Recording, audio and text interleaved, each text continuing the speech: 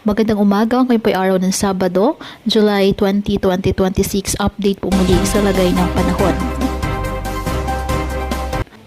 Isa na nga pong ganap na bagyo ang minomonitor na low pressure area sa labas po ng ating Philippine Area of Responsibility. Taglay ng bagyo, ang lakas ng hangin aabot sa 55 km per hour malapit sa sentro at may pabugsong aabot sa 70 km per hour. Kumikilos west-northwestward sa bilis po na 35 km per hour. Posible itong pumasok na ating Philippine Area of Responsibility ngayong araw o bukas ng umaga. At kapag nasa loob na po ng ating PAR, ipapakalan itong bagyong Francisco ayon po sa nasabing ahensya.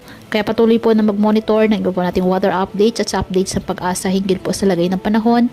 Ngayong may minomonitor tayong isang bagyo. Samantala patuloy naman na nakaka-apekto sa Central Luzon, Southern Luzon at Visayas ang easterlies. Kaya ngayong araw, dulot po ng nasabing weather system, asahan na maulap na kalangitan na may kalat-kalat ng mga pag-ulan at thunderstorms sa Visayas at Palawan. Ang Metro Manila, Central Luzon, Calabarzon, Bicol Region at nalalabing bahagi ng Mimaropa, bahagyang maulap hanggang sa maulap na kalangitan with isolated rain showers or thunderstorms, dulot pa rin po ng easterlies. Apektado naman ng mga localized thunderstorms ang nalalabing bahagi ng ating bansa. Mag-ingat po and God bless.